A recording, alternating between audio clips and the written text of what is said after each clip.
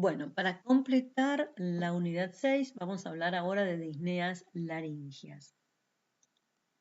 Entonces, cuando hablamos de una disnea laringea tiene características particulares. Es una bradipnea, no es una taquipnea, es una bradipnea inspiratoria, en diferencia a la expiratoria como es el broncoespasmo, que generalmente está asociada al tiraje y al cornaje.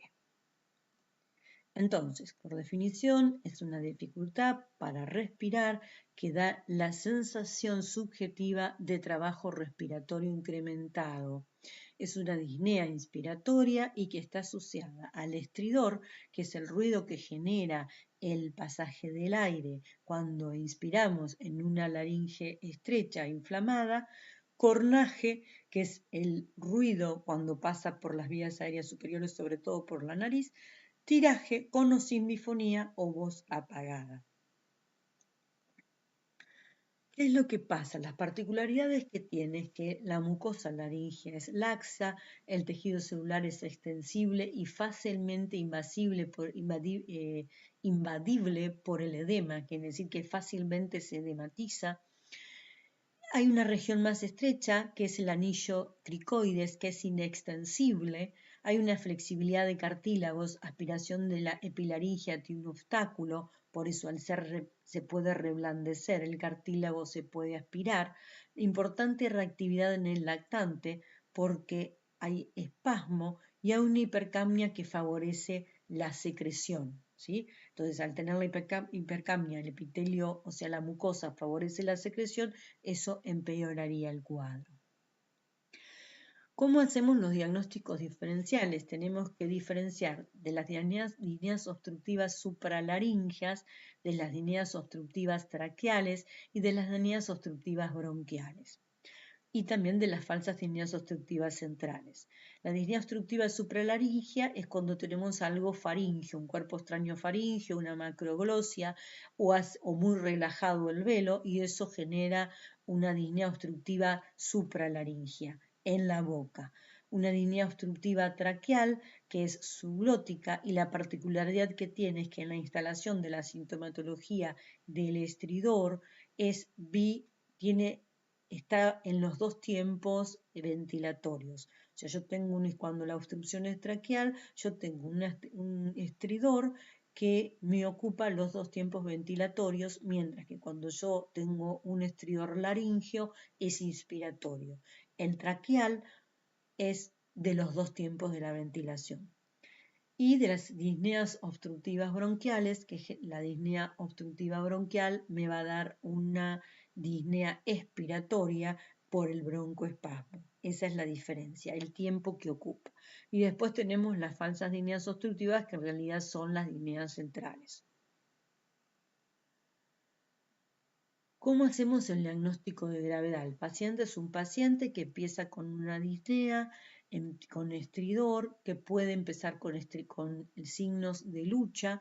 Esos signos de lucha hace que tenga un tiraje, que puede ser ese tiraje supraesternal o supraclavicular, y duración. A medida que empieza la disnea, el paciente empieza a agotarse, esa bradipnea, o sea, es un ritmo, o sea, tenemos una frecuencia baja, de acuerdo a la duración de la disnea y al aumento de los signos de lucha, la disminución va a ser que estos signos, cuando el paciente está cansado, o sea, cuando no puede hacerle frente a esos signos de lucha, empieza a disminuir y se va a convertir en una taquipnea superficial y a medida que disminuyen los signos de lucha. Estos signos de hipoventilación va a generar hipercapnia, sudor, hipertensión arterial y taquicardia, que esos son los signos de gravedad. El paciente, al no poder mejorar la obstrucción, se pone pálido, empieza a tener lesiones vasculares porque va a tener cianosis, alteración de la conciencia y síntomas neurológicos como son convulsiones por hipoxia, ¿no? Entonces, ¿Cómo hacemos el diagnóstico etiológico en el recién nacido? Las estenosis laringias congénitas, generalmente el paciente que tiene la dificultad ventilatoria puede ser por una atresia laringea, por una estenosis subglótica ligada a malformaciones del cartílago cricoides, estenosis membranosas, hendiduras laringias, quistes laringios, congénitos o linfangiomas. Cuando aparecen los primeros días, o sea, tenemos las causas anteriores, aparecíamos, son diagnósticos etológicos de estenosis laringea congénita, la atresia laringea, la estenosis subglótica no tiene incompatibilidad con la vida, es generalmente al estar la laringe estenosada, el paciente no puede ventilar. En cambio, si la estenosis subglótica está ligada a malformaciones del cartílago, hay que ver si inmediatamente se le puede hacer una traqueostomía para poder manejar la vía aérea. Las parálisis laringias que aparecen en los primeros días de vida, que puede ser unio bilateral. El problema es que esta sea una bilateral en línea media, entonces el paciente va a tener una disnea laringe importante con estridor instalado, también con necesidad de traqueostomizarla. Laringitis neonatales herpéticas, que esas ya son infecciosas y tenemos el antecedente de herpético de la madre, o tenemos un componente que va progresando a partir que se instala. Y el estridor laringio congénito esencial, que es por un reblandecimiento cartilaginoso, por una falta de madurez, entonces lo que pasa es benigno, pero puede generar que también el paciente sea traqueotomizado hasta que madura su laringe, porque lo que hace es que al ventilar se aspira su propia laringe y por eso hace el estridor y el tiraje. En menores de 6 meses podemos tener hemangiomas subglóticos, estenosis subglóticas congénitas o laringitis agudas subglóticas que aparecen después de los 6 meses de vida. Y más de 6 meses ya podemos tener las laringitis que ya hablamos, o sea, disneas febriles. Tenemos un componente febril asociado, entonces nos hace pensar en un cuadro viral o bacteriano asociado, como las laringitis subglóticas o falso cruz, las laringitis estridulosas o espasmódicas, las laringitis supraglóticas o epiglotitis, que ya las hablamos en el otro capítulo, la laringotraqueobronquitis bacterianas, y las disneas no febriles, como los cuerpos extraños laringeos, como los traumatismos o como las papilomatosis en caso de que tengamos el antecedente de papilomatosis vaginales de la madre.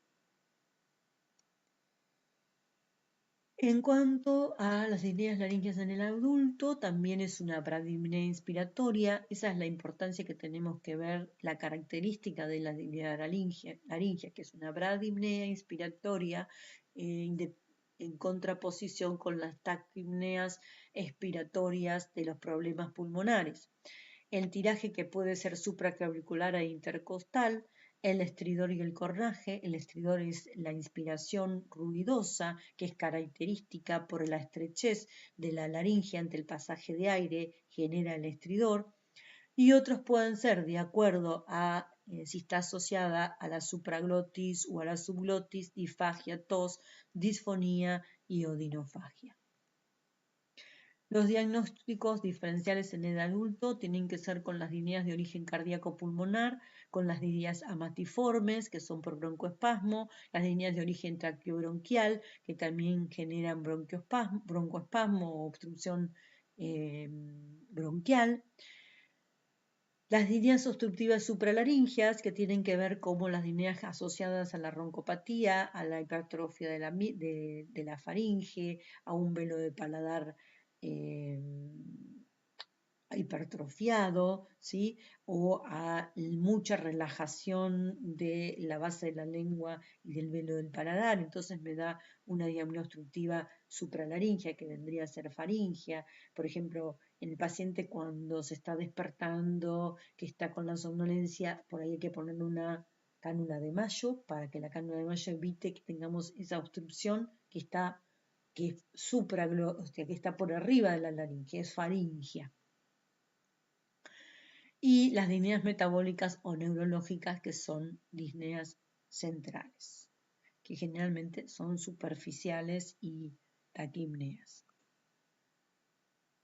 Para hacer diagnóstico de gravedad tenemos que saber la duración, la intensidad del tiraje, el comportamiento y el aspecto clínico del paciente, si el paciente se empieza a poner pálido, cianótico, sudoroso, los datos hemodinámicos, la taquicardia, la hipertensión, la ingurgitación yugular, la hepatomegalia dolorosa o el hecho de que empiece con el compromiso de palidez, cianosis, sudoración y hipoxia que genere convulsiones. Entonces, de esta manera vemos los estadios de gravedad. El diagnóstico etiológico lo hacemos el paciente, viene con una disnea laringea, quiere decir que el paciente va a tener una bradipnea inspiratoria con tiraje, con estridor. Entonces, en la anamnesis tenemos que saber los antecedentes para pensar hace cuánto que tiene esta disnea, si esta disnea se fue instalado bruscamente, entonces nosotros podemos pensar que esto es un edema de glotis porque tuvo una exposición alérgica, si es alérgico a algo, qué comió, si le inyectó algo, si tomó alguna medicación, si tenía una lesión previa como fuera una lesión tumoral, si tuvo algún traumatismo, si estaba comiendo algo, para pensar en lo obstructivo.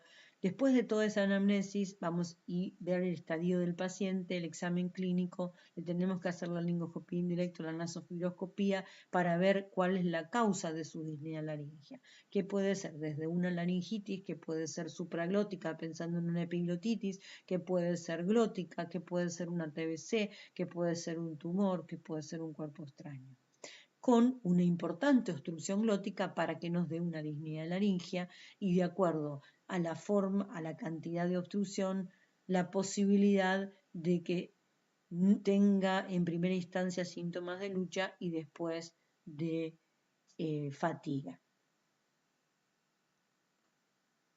Entonces, acá tenemos las etiologías, puede ser un tumor maligno, un tumor benigno, unas pueden funcionales como las neurológicas, como puede ser una alteración de la motilidad cordal bilateral generalmente, que puede ser central o periférica, que puede tener espasmos laringeos, o sea, con inversión ventilatoria, es cuando el paciente hace el esfuerzo para ventilar y en vez de abrir las cuerdas las cierra, hace entonces ese que es el estridor laringio característico en pacientes cuando vienen con una obstrucción, aun por más que sea menor, es interesante decirle al paciente que relaje, porque el hecho de querer respirar tensiona más y entonces hace esa fuerza que invierte el ritmo ventilatorio, entonces en vez de relajar la glotis y abrir las cuerdas vocales, la cierra más y por eso intensifica el estridor. Y bueno, y después las inflamatorias que son las laringitis, las epiglotitis, las corditis. Esto ya lo vimos, las laringitis infecciosas, la epiglotitis, laringitis diftericas, gripales, las inflamatorias, laringitis alérgicas o el edema laringio, que puede ser onconeurótico, las laringitis cáuticas por quemaduras, es otra de las causas de las laringitis, y las traumáticas por traumatismos externos o por traumatismos internos que nos va a generar estenosis postraumática. Después tenemos las disneas laringeas por aspiración de cuerpo extraño, donde tenemos que hacer las maniobras, la maniobra de Heimlich, ahora la vamos a ver después en una foto, para poder extraer de esa manera, ver que expulse el cuerpo extraño laringeo, o si no lo expulsa, de acuerdo a las maniobras de Heimlich, tenemos que hacer una extracción con pinza, con el laringoscopio, o en caso de no poder, tenemos que progresarlo para mandarlo a un bronquio, a un bronquiolo y después sacarlo por una broncoscopía. Pero mantenemos la vía aérea, si bien vamos a tener una atelectasia pulmonar parcial de acuerdo a dónde dirigimos el cuerpo extraño, pero va a mantener la vida del paciente, o sea, la ventilación del paciente. Y si no, hacer una traqueostomía o una punción traqueal de acuerdo a si el paciente no revierte el cuerpo extraño, tenemos que de alguna manera permeabilizar la vía aérea. Bueno, las maniobras de Heimlich depende de si tenemos un paciente pediátrico o un paciente adulto. Lo que tenemos que hacer es que debe abrazarse la persona desde atrás y hacerle fuerza en el abdomen hacia arriba.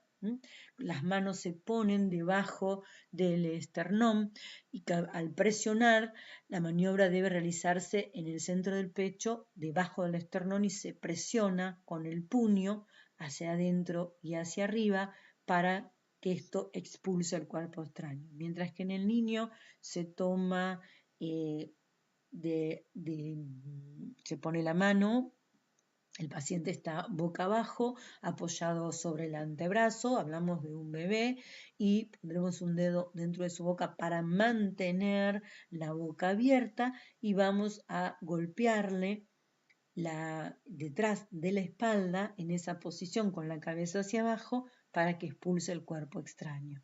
De esta manera lo que podemos hacer es dos movimientos. Por un lado le hacemos con los dedos del centro del tórax a la altura más o menos de los pezones, le hacemos compresiones y lo volvemos a dar vuelta para volver a hacerle las maniobras con los golpes en el tórax.